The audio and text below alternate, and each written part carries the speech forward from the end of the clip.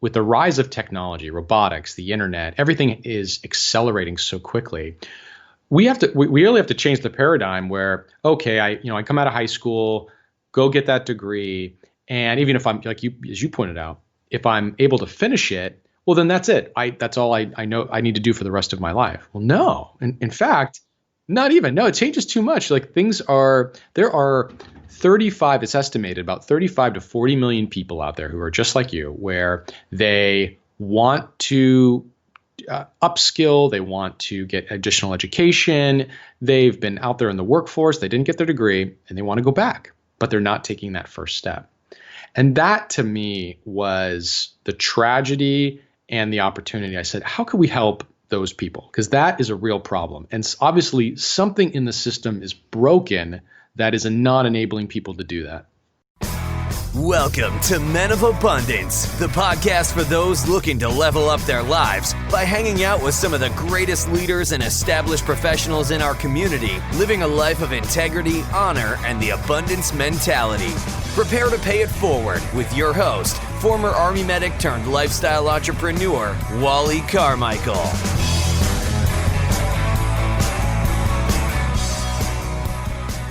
What's up, Men of Abundance? I am Wally Carmichael, your founder and host of the Men of Abundance podcast, the Pay It Forward community, proving to you that you can, in fact, live a life of abundance in family, faith, finance, and fitness on your way to having more. Today, we're going to be talking a lot about education. I truly enjoy learning new things every single day, which is part of the reason why I really enjoy these conversations, because I learn something from every single experience, just like I do when I travel, just like I do when I get the opportunity to talk with a new business owner in a different industry I've never worked with before. I have to say, though, I'm not a big fan of traditional education for everyone. But this conversation today that I have in store for you, wow, this is a game changer. So settle in, do what you can to eliminate distractions, and pay close attention to this one. And be sure to pay it forward. Be abundant in your actions today by paying it forward and sharing this conversation and Men of Abundance in general with others in your circle. I promise you, they will thank you. One other cool thing to do, this is just really fun and cool to do. Take a screenshot of your phone or take a picture of your screen, wherever you're listening to this at, and post it on your favorite social media platform. Hashtag Men of Abundance and tag me. Tag me. I'm on every single platform out there to include TikTok. I actually have 3 accounts on TikTok, if you can believe it. 1 Wally Carmichael, 1 Men of Abundance, and 1 Business Owner Growth. So look up each of those. I don't post a lot of content, to be honest with you. I just like to look at a lot of stuff and learn from other people. Hence the reason why I said I like to learn from many different people, many different platforms. But be sure to share Men of Abundance and hashtag Men of Abundance and tag me wherever you can find me on social media. Now, let me introduce our amazing featured guest today. He founded onlinedegree.com. Make sure you go check out onlinedegree.com. He founded it with a purpose-driven mission to make higher education more accessible and affordable for everyone. After graduating college with an overwhelming amount of debt, he was determined to change how students embark on their college education. He has spent his entire career working in startups with nearly 15 years of experience. He has been a board member and donor to a number of nonprofits and advisor to many publicly traded companies, including Wiley Education, and a guest speaker at seminars and graduate school courses. He graduated with honors from the University of California, Irvine in economics. Men of Abundance, it is my pleasure to introduce you to Grant Aldrich. Grant, welcome to Men of Abundance, brother. How you doing? I'm doing good, Wally. Thanks for having me. It's my pleasure. I'm glad we could finally get everything aligned and get our schedules online, and everything seems to be working out so far. Which thank you, is mostly my fault. I had a son recently, and that's kind of thrown everything off, predictably. Well, the way I see it, man, family first, always. That's just the right. way I live my life, and I expect it from everybody else around me. That's absolutely right. I think if more people took that philosophy, we'd be in a much better world. Well, I'm wanted to say that I was not that guy. When I was younger, I was not. I was 100% dedicated to my craft of being an Army medic, and then going out afterwards and making $1 million with some sort of multi-level marketing company or something that I was doing at the time. It was always about making the extra buck so I could provide this amazing lifestyle for my family, and I wasn't even there with them. You know what I'm saying? Yeah. No, I completely relate. Yeah. So where are you at in the world? So I am right now in Los Angeles, California, visiting some family, but I'm based in Las Vegas. Oh, really? Well, I've been to both of those places. I'm originally from Phoenix, but I've gone down to Vegas a couple of times and did some work in L.A. and just hung around there when I was a kid a little bit, but hadn't been there in years.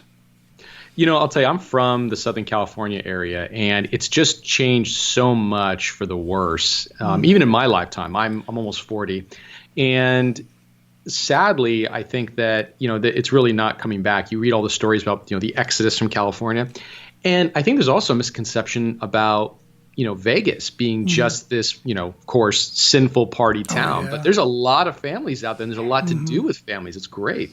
Yeah. Oh, absolutely. I'm telling you, when I used to work and deliver, I used to build windows and stuff. And hold on a second.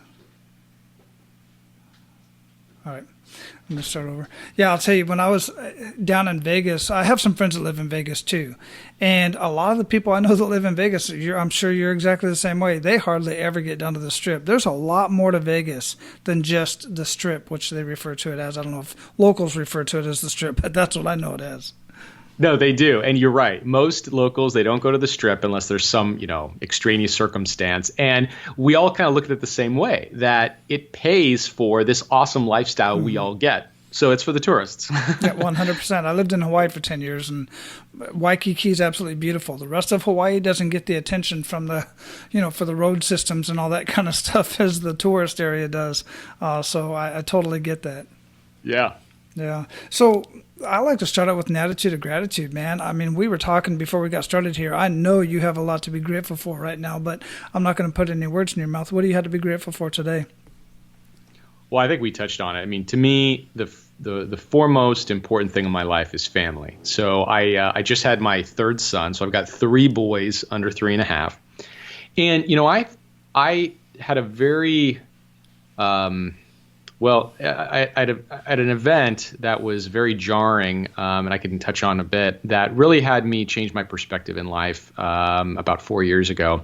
And this was when my wife was pregnant with our first son.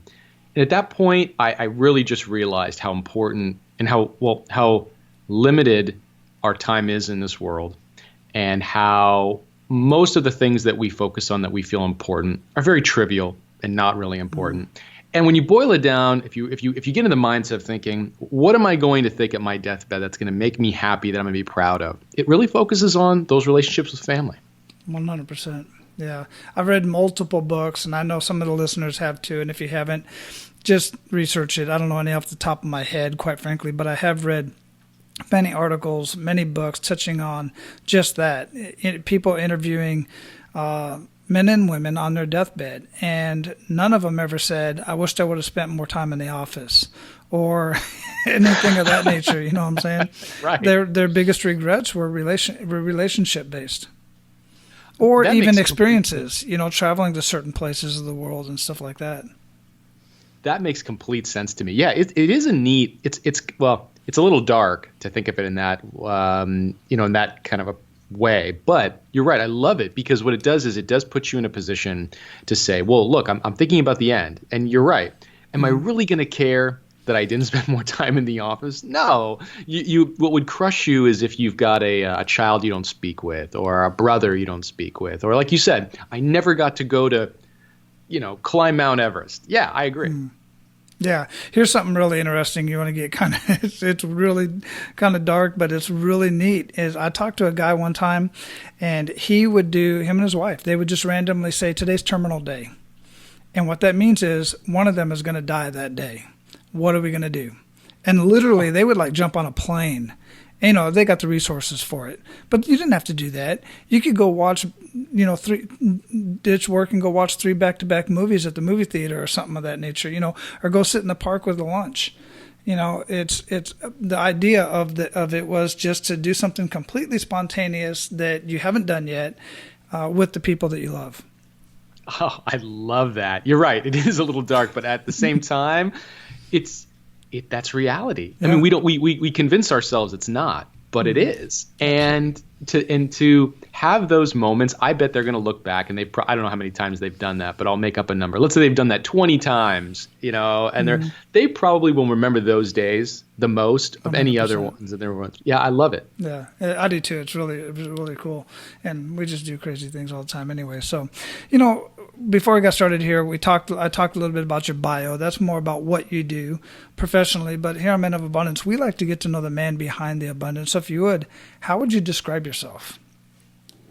Wow. I would describe, some of the things that I self-identify with is, we kind of touched on one, which is being a dad. I didn't know I would love that. It's just, now it's such an inseparable part of my personality. But past that, I'm an entrepreneur.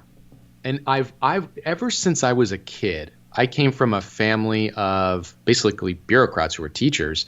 I've always wanted to be an entrepreneur. And I love it. And I surround myself with entrepreneurs because I relate with them so well.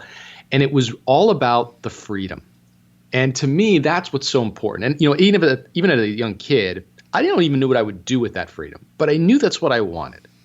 So I really feel that that's a big part that I identify with.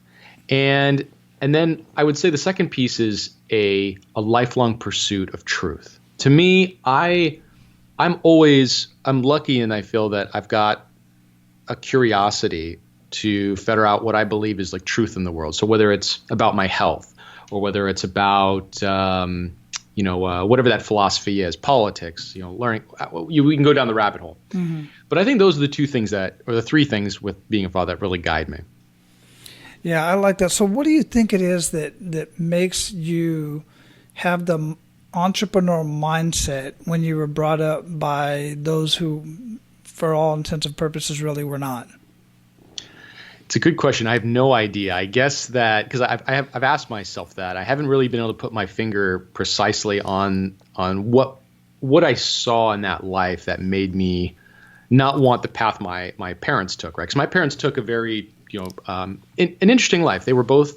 My dad was in the military, and my parents were both teachers. So then after my dad went to the reserves and then became a teacher as well.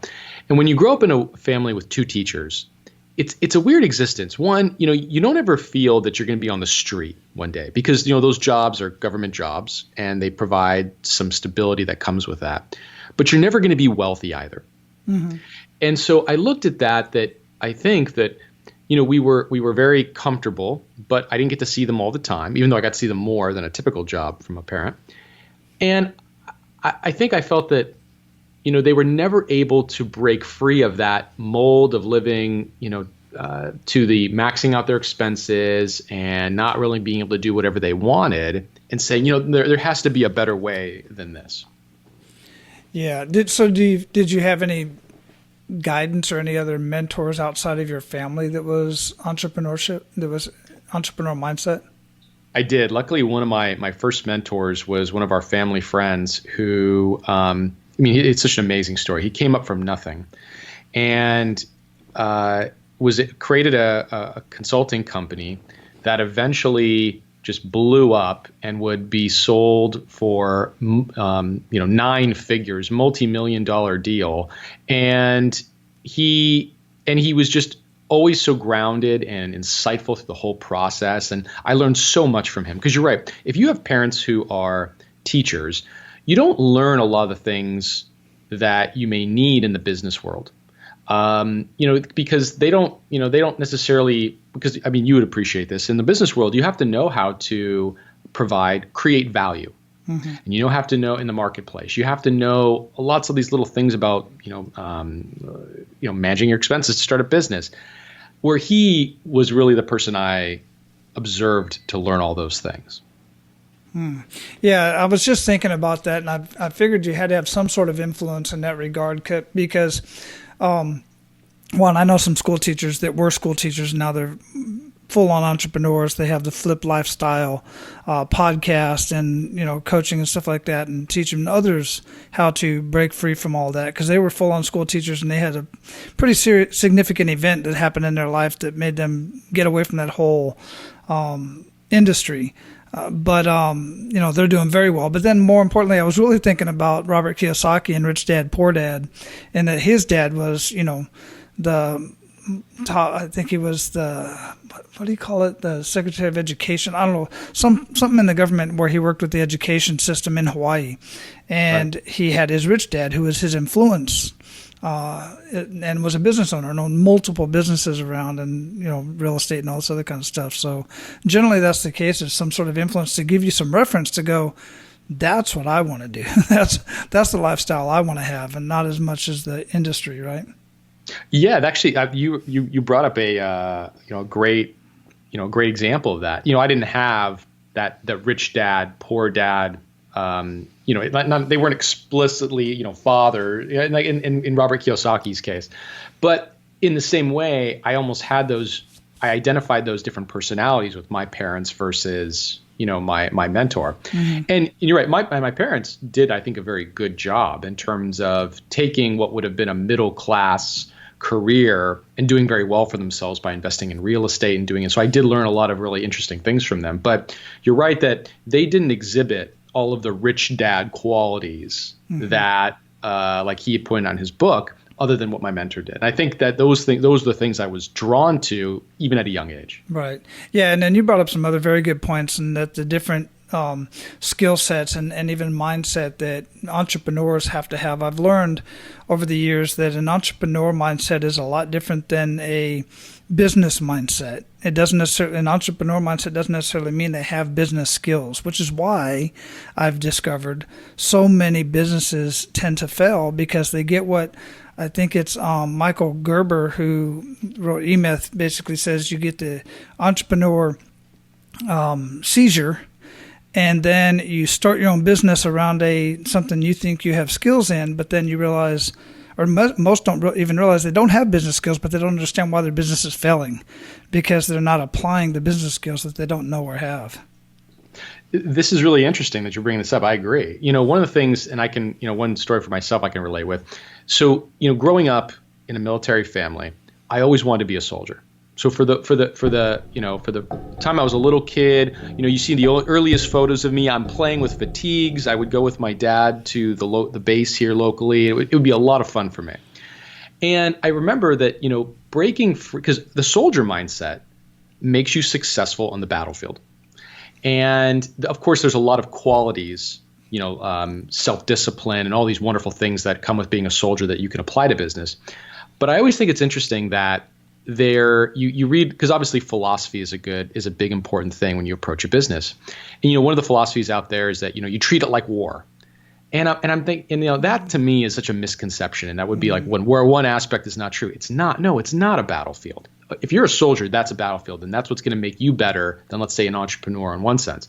But as an entrepreneur, you have to create value. You have to make people happy. Like, it's a completely different mindset. Mm-hmm. And so to your point, I think that you could get caught up in, if you grew up in that family, that you have to really mentally reconfigure your brain. Yeah, no, I totally agree. And being a retired Army medic, 24 years in service, I can 100% agree with that, especially being associated with so many veterans who are entrepreneurs, because a lot of them want to keep that battlefield mentality, and they use that even in their mission statements and whatnot. And I just find it kind of weird, and I don't know. I totally get your point on that, but a lot of veterans do make very good entrepreneurs because they have that discipline, they have the leadership, but they still need to learn those, profit and loss statements. Many of them don't know anything about accounting of any sort, let alone business accounting or, profits and losses and supply and demand and marketing and all the other things that go along with it. They don't even know enough to ask the right questions. Oh, you're right. Yeah, there's so many qualities that make a veteran a great business person. One, being in the military and your demeanor is charming, right? It's so charming to speak with someone and they respond to you, yes, sir, or yes, ma'am, right? Little things like that are incredibly charming. And at the end of the day, so much of what makes you successful in business is your likability and that people enjoy being with you. And that's likable.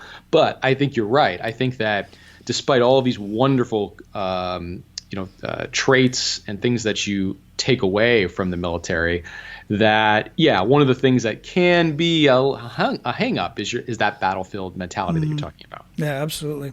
So one of the things I like to get into here is that kick in the gut moment. And the reason why I bring this up is because, regardless of where we're at in life, we are always going to have these kick in the gut moments. Everybody has them. It's what you do with that information that really sometimes changes the trajectory of your life, but sometimes makes you see life in a completely different way, and you just deal with things easier. So if you would, share with us a kick in the gut moment and really make us feel that. Yeah, I've got a really big one. So I alluded to earlier. So let me set the scene for you.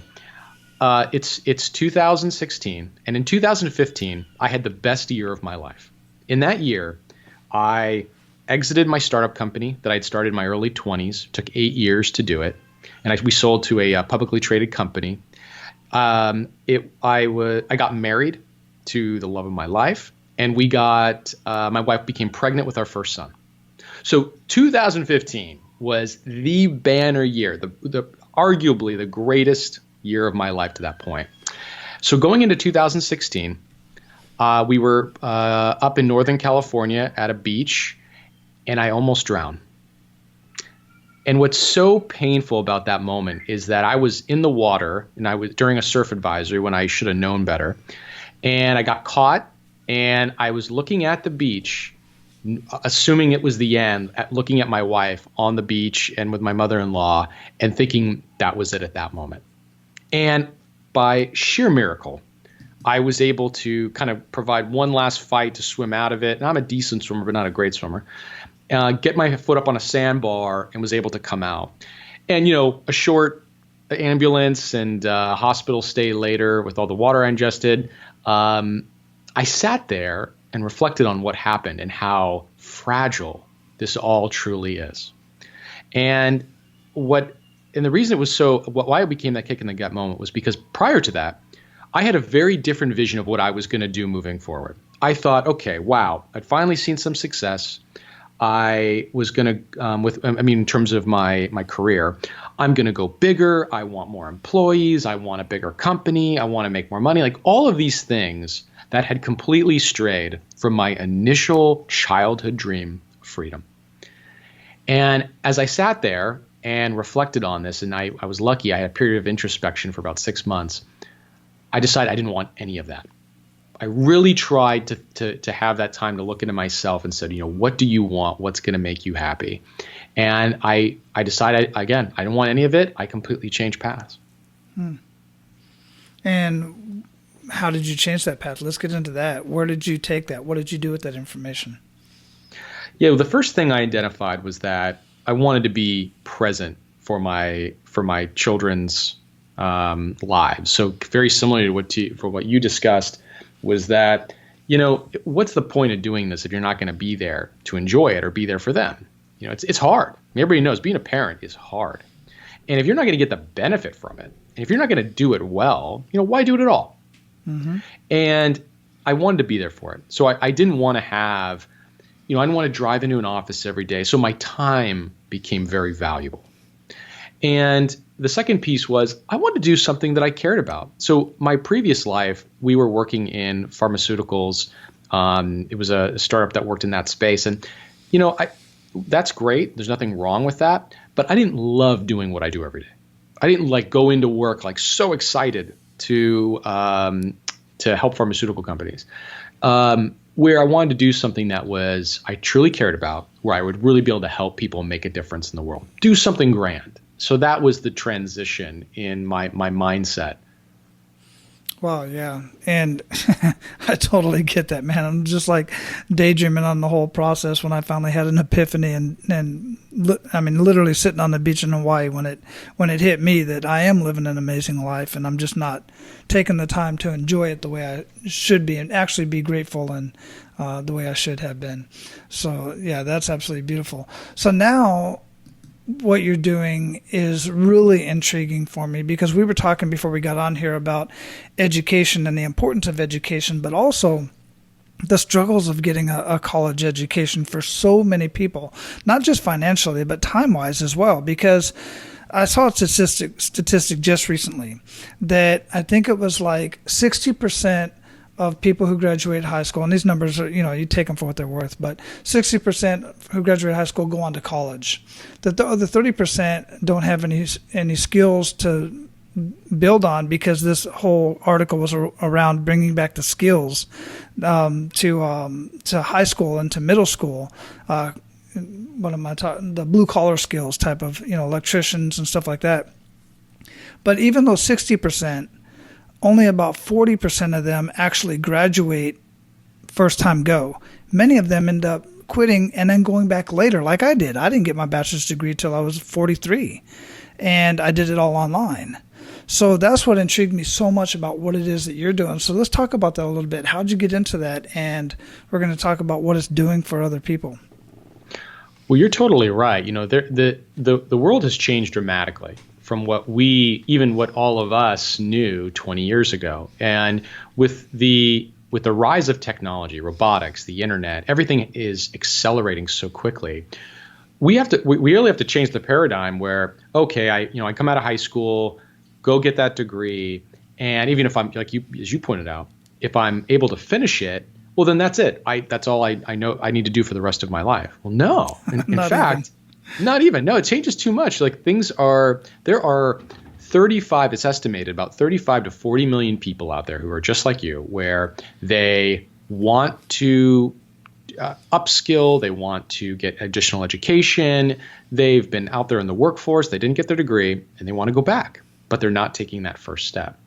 And that, to me, was the tragedy and the opportunity. I said, how can we help those people? Because that is a real problem. And obviously, something in the system is broken that is not enabling people to do that. Mm-hmm. Yeah, absolutely. And to be even more clear, when I got my degree, the reason why I did it was, one, because my wife kept pushing me to do it. Two, the money was there for me to do it. I was active duty military, so when you're on active duty, you have tuition assistance.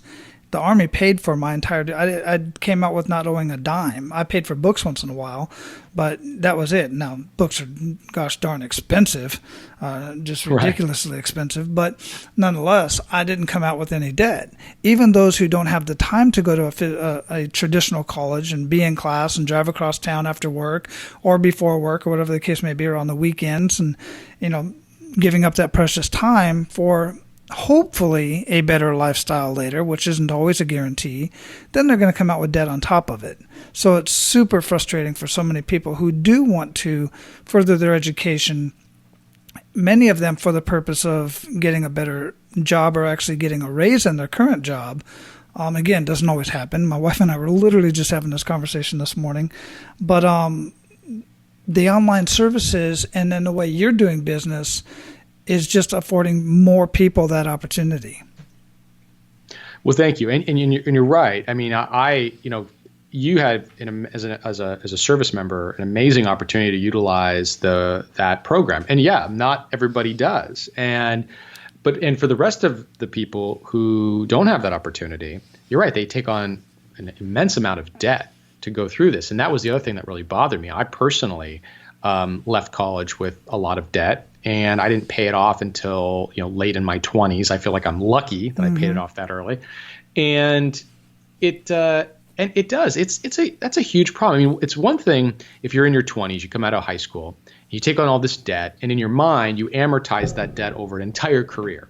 But what about a working adult, 30s or 40s, who wants to go back out? You can't amortize or assume that kind of debt and say, "Oh, I'm going to pay this off."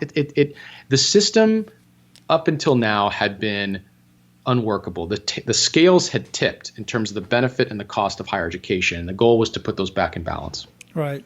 And I appreciate that. I really do, because, colleges are owned by business people, and they're making a lot of money. They really are.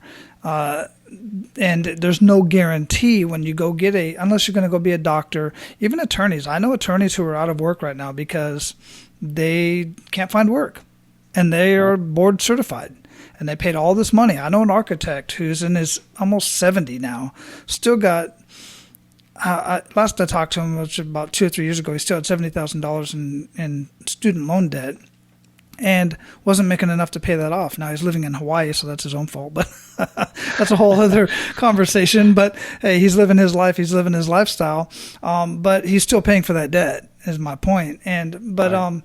So anytime that there's a way that they can get that education in a meaningful degree that's going to pay off. Now I get it. Some people want the degree and want the education just because they want the education. But my goodness, you can get the education anywhere.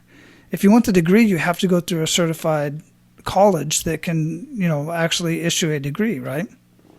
Yeah, that's right. How cool that we live in a world today where you can basically go online and learn anything. I mean, you go to YouTube, you can learn how to do anything. It's amazing. Yeah. Have you ever heard of Scott Young?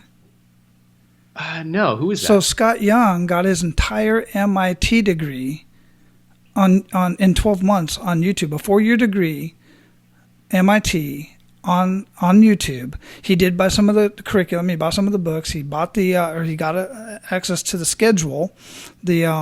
What do you call it? I forget what they call it specifically, but basically the schedule of the classes of the degree that he wanted to get in. He did everything. He challenged the test. He passed the test, but he couldn't get the piece of paper until he paid the $120,000.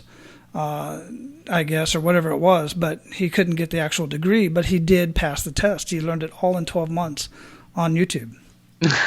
Yeah, see, there you go. It's incredible. Mm-hmm. Right. And it is just the world that we live in that, so much of our marketability and success can be tied to that degree.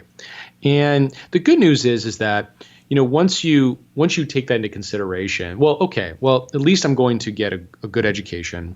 And it is going to make me more marketable because it is still one of the main factors that employers use, or it could be, like in the case of that architect, a necessity to become an architect. You have to have absolutely. The degree. Mm-hmm. But again, it's to your point with your friend. It's not okay that he's got $70,000 in debt and he's 70 years old. Something's wrong there in the cost of education. And what I really tried to do is create a solution that would make college more affordable and accessible for everybody, and just bring that back into balance, change the dynamic of how people could save in going and approaching college. Yeah. No, absolutely. Absolutely. And you can argue the point both ways, and I personally can argue the point both ways because I see people like my own brother, for instance. I'll bring this up. He was one of the best operators of what's called a dyno. Basically, it's a machine that you put a transmission on from a car, and you test it through all the gears and everything, and stress it out and make sure that it was rebuilt properly. Well, my brother never went and got a certification. He never wanted to spend the money. He never wanted to take the time off work to go do it.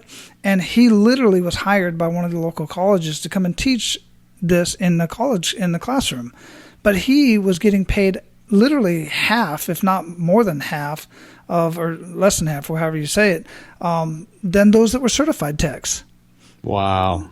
So there's a big reason to get that piece of paper, whether it's a certification or a diploma. Now, and then it depends on, like I said, if you're just wanting to get the information's out there. If you need the piece of paper, then your program is definitely something to go through. So talk a little bit more about your program specifically. I know it's onlinedegree.com, but how did you actually, I'm interested in how you decided to get that started, and then how does it work for people? Yeah, well, thank you. I actually didn't know how I would do it at first, to be completely honest. It really just started with the mission statement of making college more affordable, more accessible. And the moment of genesis came when I was speaking with my wife at the time, and my wife started lamenting how for a stay-at-home mother, it was almost impossible to go get a degree. And she said, well, for one, moms are in charge of the expense side. So, with expenses, you can never justify the cost of the degree, she said. Then she said, with scheduling, with children, I've got such an erratic, chaotic schedule with all these responsibilities. I can never drive to go to a classroom.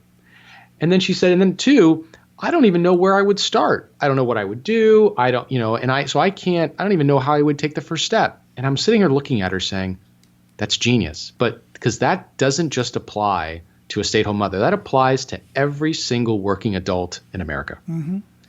And so with that, I realized there are real financial, physical, and psychological impediments that are stopping that group of adults from taking the first step. And that's what we try to do. So at onlinedegree.com, you can get started in 60 seconds without any applications, entrance exams, and start taking college-level courses 24/7 at your own pace online, where you could earn college credit towards your degree at universities across the country. And we do it all for free. Wow. And how does that work? I mean, how are you able to do that? So when I got started, I knew that it had to be free because, again, there's that financial impediment, right? So much, and we all can relate as a working adult. We put things off for years. It's just what we do best. And, the reason we do is because if we have, well, let's say in the case of education, for one, it's scary. Going back to a classroom is scary. We don't know what it's like to learn online. We don't want to fail. We have no idea or concept what it's going to be like to be in the classroom. And then there's the financial component. We are worried that we're going to spend a bunch of money and that we don't have. And then finally, we're worried about the general aspect of, can I do this with my schedule? Do I have the time management? I'm busy. Mm-hmm. But think about this. Now, instead of having to jump in the pool, you can just wait in the pool. Hey, come in, get started. There's no cost. And you can prove to yourself you've got the time management. You can dispel the myth that you don't have the ability to learn in an online format and be successful. It's this great way as a proving ground. So when someone registers, they're able to sign up, take all these courses, and then we go out and organize articulations with all these universities around the country that are adult friendly. So they're all online. They're more affordably priced, and then we also go out and get discounts, tuition discounts for our students as well. So instead of having to go, try to apply for a bunch of scholarships with no chance of success, most of our schools offer our students 10%, 15%, 20% discounts on tuition instantly coming through us. You don't even have to do anything for it, just because you're a student. So when you put all that stuff together, you can lower the cost of your degree by 35, 40% coming through us and get there faster because you're taking the courses as quickly as you'd like. And so a key component of that was that I knew it had to be free to really get people to come in and try it. Hey, you can do this. So if you're going to make it free and you're going to dispense with the tuition model, people would say you're crazy. But I said, no, it has to be done. So I really spent some time trying to figure out how to do it. And the way that we did it was it's free for the student and it's completely supported by the universities. So we flipped the entire model on its head. And I think that that's one of the big innovations that's allowed us to be so successful, because now today, we're having thousands of students register every month. Universities love it. So it's probably obvious the benefit the student gets, but the universities get a real benefit because for the university, they want students who are going to finish their program. They want students who are more prepared when they arrive, and we provide both of those things. So universities love the fact that our students are going through our program, and that's why they're willing to support the program, offer these really awesome opportunities and things like that. So it works for everybody. Yeah, that is, I'm really loving it. So as far as the curriculum, is there any curriculum that is not supported through your program? Well, here's what's so cool. So I think people have the misconception that if I want to go and get a degree in, let's say that's cybersecurity, that I should only be taking courses on cybersecurity. Well, the reality is that in any college program you take, you're going to have to take general education and elective courses to get towards your degree. So what we did was we focused on those courses, the introductory courses that should apply for any degree. And that way you can knock out, now some of these might also be related to your actual degree, but The fact is that they're useful just to help you get there faster. So I'll give you an example. We've got an introduction to robotics course, which is really cool. Introduction to computer science, history, introduction to marketing, accounting. Things that are really interesting and could definitely be part of where you're going in terms of your career degree, but could also count as a gen ed requirement for whatever your degree is going to be. Yeah, no, that makes perfect sense. Because as we were talking before we started recording here, is my oldest son, he was a hacker since he was like 11 or 12, and I wanted to make him legal. So I sent him to one of the best colleges in the United States for cybersecurity.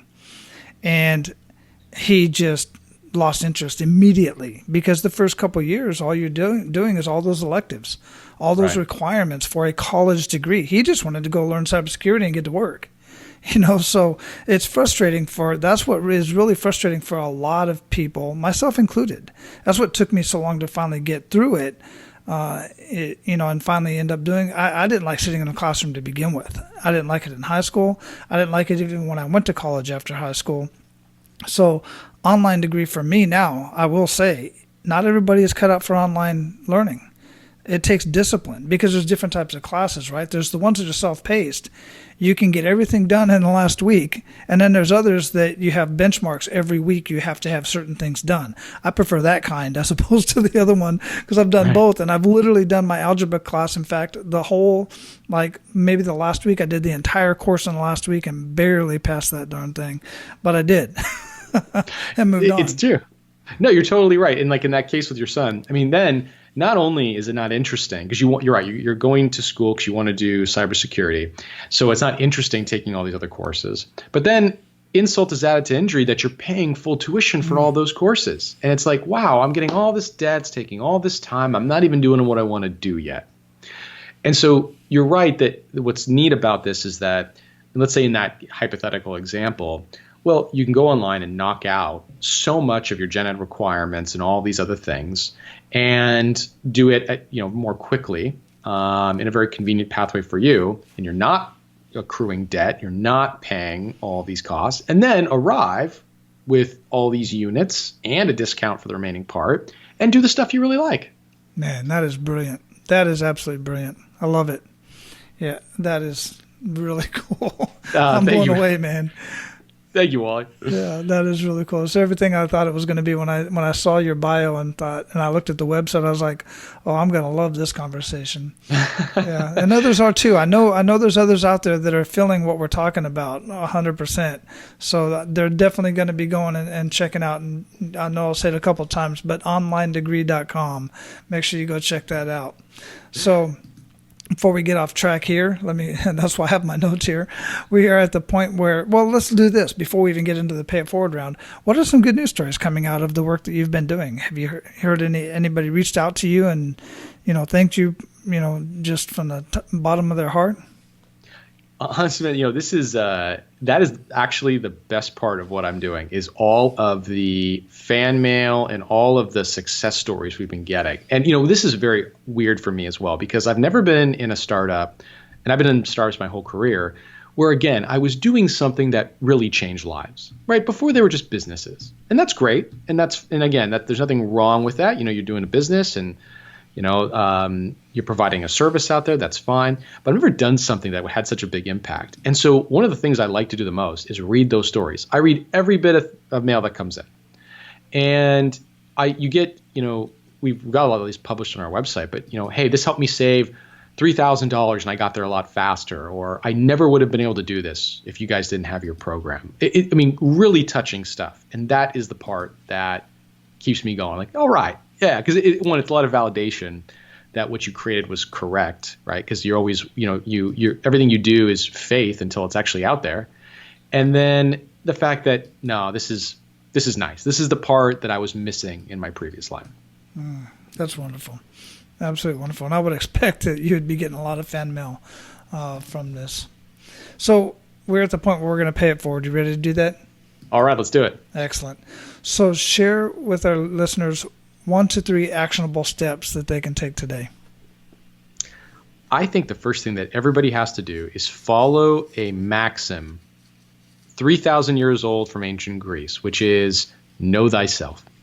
It was written at Delphi. It was inscribed at the Temple of Apollo, which is the Temple of Wisdom. And the logic was, if you don't know yourself, what could you possibly know? And that was a big part of my introspection during my kick in the gut moment. And I would strongly suggest that any entrepreneur or any person has to go through that exercise, because one of the things I think that often eludes people, which is counterintuitive, is happiness. And what's going to make you happy? What's going to make you unhappy?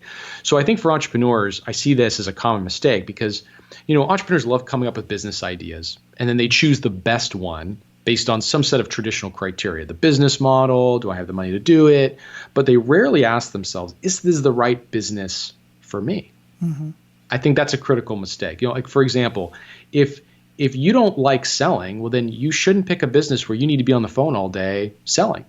Or if you don't like managing people, you shouldn't create a business where you have a ton of employees. I mean, it seems obvious, but I think people get so caught up in that this is the best financial idea and I'll just handle it. No, don't do it to yourself. There's infinite amount of ideas out there. So just once you know thyself, you'll know what's going to make you happy every day. So that'd be, I think, so true. I can't tell you the amount of business owners that I talk to, and almost, I don't know how often they just say, I don't like to sell. I'm not a salesperson, but you're a business owner. So where's your marketing team and where's your sales team? I don't have one. Well, what the hell, dude?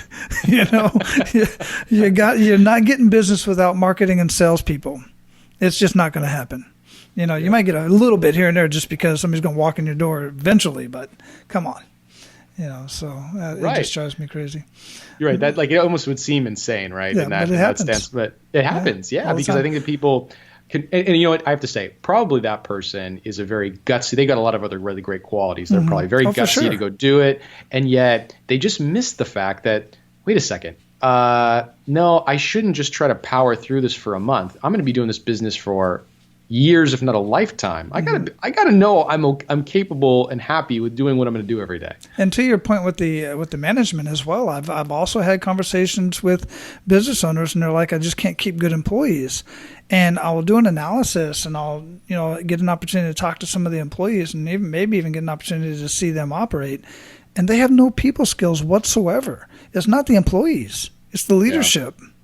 That's right. And 9 times out of 10, if not 9.9 times out of 10, that's leadership. It's not bad employees, but that's a whole other conversation. You're right. And the other thing I think I'd recommend is that the thing that I really trumpet over and over again is to stay lean. And I think that many entrepreneurs coming out make the mistake of not keeping their expenses low enough to really sustain themselves in the long haul. Because the reality is that, and you and I could both talk about this at length, is that businesses take a lot longer than you think to get off the ground. Mm-hmm. And normally what breaks the entrepreneur and where you have to fold up is that your expenses just consume you. And so one of the things that I always recommend is, man, keep your expenses as low as possible, both on the business and both personally, to give yourself that runway and the chance to endure and make it take off before you have to close up shop. Absolutely. You've heard the term cash is king. It's no more king than anywhere other than in your business. Cash, every business closes not because of lack of ideas, not because of bad employees. They close because of lack of cash. That is the biggest thing. That's why Apple is one of the most cash-rich businesses that we know of, because of the way that they pay their vendors. They pay their vendors on a net 91 days. If you working with Apple, because they want to keep more cash than what's coming in, and with their vendors. And that's, business owners just don't understand that kind of stuff. So that's where somebody like me comes in and educates them a little bit. You're right, and that's really good advice. And I didn't know that about Apple. Wow, yeah. that's gangster. But I guess it is. It is, and it's in their agreement. So and you think, look at this. I don't want to make this all about a business thing, but a perfect example. Say, for instance, a fence company. Fence company has to buy their supplies, all necessary supplies from a vendor, and a production whoever makes that particular material that they're going to build the fence out of. So then the whoever they're building the fence for, the client, they want to get paid right away, but the client doesn't always pay right away. So the fence business has to have an agreement with the vendor that they're going to pay them 90 days down the road, 30, even 60 days down the road for the product that they receive. And they have to have this relationship with them because they're not going to get paid until the job is done. And even sometimes there's a dispute and they have to have that buffer. And this right here is just one reason why so many businesses like that go out of business, because they run out of cash. They don't even have enough cash to do the next job. And it just becomes detrimental to the business and all the employees and everybody else. Oh my gosh, you're totally right. I mean, I've been in situations similar to that where, all of a sudden you're carrying all of these costs for 60 days plus, and it's crushing. Yeah. Yeah. So you just have to be able to renegotiate those contracts with the vendors. Anyhow. Yeah. What rituals make the biggest impact in your life? One, I think, is a good health regimen. You know, the old saying that, physical health, begets mental health. And I think that's very true. I think that a lot of people will neglect their own bodies and health for, again, just like anything. And they may not put it as a priority and in your daily routine. But I think that's really important, because I think that, again, that's one of my key tenets of happiness. Because I think ultimately you have to, your life model should be happiness. And one of those tenets is being healthy. And so one of my routines is I really like to focus on my health. Feeling better every day gets you so much more time and enjoyment of every single minute. Where if you contrast that, if you were sick every day for your entire life, which would be a tragedy, you would derive a lot less happiness from life. So I think that's one of the big ones. I think the second one is that, kind of going back to our initial topic of family, is every day when I come in, I ask myself throughout the day, am I making the best use of my time away from my family?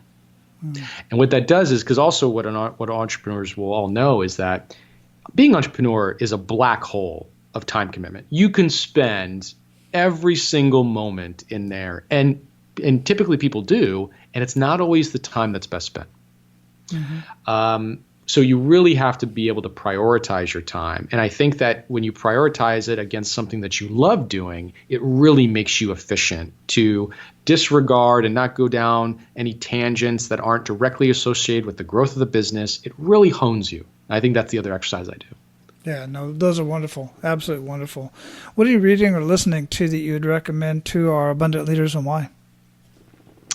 I just got done reading actually a number of really great books. So I'm a libertarian, which is some people know what it is, but most people it's really just about letting everybody be free to choose their own happiness. You try not to be one of the maxims of that is you don't want to be aggressive to anybody, right? No, you don't want to make anybody do anything they don't want to do. And so I love all the philosophy books on that. And so I've been reading a few by Murray Rothbard, who's an excellent author. And anything that Murray Rothbard writes is complete gold. He's a genius. And then I also read J. Paul Getty's book. And by coincidence, he was also a libertarian, a very interesting guy. Most of his book I thought was just okay. But one of the things that I thought that was the big takeaway from that book was that he just, because he understood his craft, which was the oil business, when there was opportunities, because the oil business has ebbs and flows and ups and downs, when it was down and people were saying, oh, they're discounting all these assets and it was definitely at the bottom of a market, he was buying because he knew that they would be valuable later on. He was right. And he became the richest person in America because of it. And I think that a lot of that happens in our lives. We right now only hear in the media the things that are hot, but in all of our respective worlds, we could be in an industry or opportunity where we know, nobody wants to touch this with a 10-foot pole right now, but I know these assets are going to come back and be worth value. And he said, that is what makes you an incredible amount of wealth. Yeah. Yeah. That can be a blessing and a curse. Because some people just don't get it right. Unfortunately, we've heard those stories too. But yeah, great recommendations. Thanks for that. Sure. What do you feel holds most people back from living a life of true abundance? I think it's taking the time and the wherewithal to ask them that question about knowing themselves.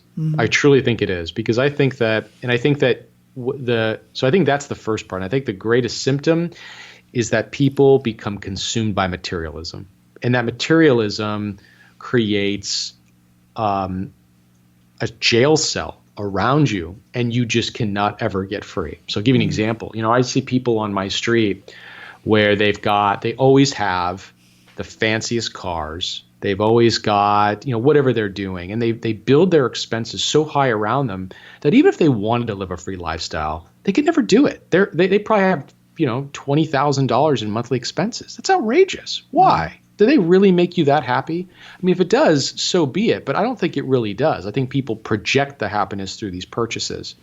Where I think that if more people really went through the exercise to say, know myself, what's really going to make me happy, and be radical about it. Say, no, start from scratch, clean piece of paper. This is the one and only life you're going to get. How would you do it? I think that they would probably craft a very different lifestyle, and it would be more about experience and self-exploration and relationships around you more than the material things out there. Yeah, for sure. Great answer. I 100% agree with that. And by knowing yourself, you'd be able to easily answer this last question, which is, what does being a man of abundance mean to you? That's right. Yeah. So to me, we touched on it's the freedom to spend every day with my family and to explore and do all the things that I want to do on a daily basis. And that sounds easy, but as we all know, it really isn't. Not if so much pulls us away from all of these important things. And to me, that is living a life of abundance. Wonderful. Absolutely wonderful. Well, listen, we are going to have your website, onlinedegree.com, linked up in the show notes. But before I let you go, what else what did we not talk about during our conversation that you want to ensure that our abundant leaders get out of our conversation today? And how else can they reach out to you or find out more about you? No, I mean, thank you for having me, Wally. This has been, I've obviously a big fan of your show, and I'm flattered to join the esteemed guests. It's one of the favorite things that pops up on my podcast. And, I think we covered a lot, and I would just encourage people that, hopefully, maybe if college is not the right time, then that's okay. But, we've really tried to create something where you can go find out if it is. And if it is, you could save a lot of time and money, and make that path and hopefully make your journey a lot easier for you. I love when people connect with me. I'm very active on LinkedIn, and so if you do a LinkedIn for Grant Aldrich, I'm probably going to be the only one up there, and I would love to hear from people. Excellent. Yeah. Thanks for sharing that too. I'll have all that linked up in the show notes, your LinkedIn profile. I'll make sure, if we're not already connected, that we are connected, so that when this goes out, I'll be able to tag you in it and share all the cool stuff that we talked about. So again, thanks so much for what you're doing. Go out, live your life of abundance, and keep paying it forward the way you are, because it is absolutely making a huge impact. Thank you all. You too. Really, the work you're doing, I think, is making a lot of people change their lives and question what they're doing. It's awesome. Excellent. I appreciate that, man. All right, guys, your action step for today is to, one, decide if higher education is truly for you. Do you need it for your vocation? Is it going to move the needle? Or just figure out why it is that you want higher education. Is it for your vocation? Is it for more income? Or is it just to enlighten yourself and to get a degree in whatever it is that you're passionate about? Whatever the purpose is, if you realize and decide that higher education is for you and it's what you want to pursue, then go check out onlinedegree.com and see how much you can save there. See if that is the plan for you. Chances are this just may be exactly what you've been looking for, especially with so many colleges and universities being closed up right now or doing everything online, and they haven't quite figured it out yet. But onlinedegree.com certainly has it figured out, and that's where I would start my search if I was in a position to where I'm going to get another degree. And of course, I want to afford you one more opportunity to be abundant in your actions today by paying it forward and sharing Men of Abundance with others. Now, go out, live your life of abundance, and be sure to pay it forward. That's all for today, Abundance Leaders. For more about our guests and the powerful information we shared with you today, be sure to sign up for our mailing list at menofabundance.com. We appreciate your time and look forward to hanging out with you on our next episode. So until then, be sure to pay it forward and live your life of abundance.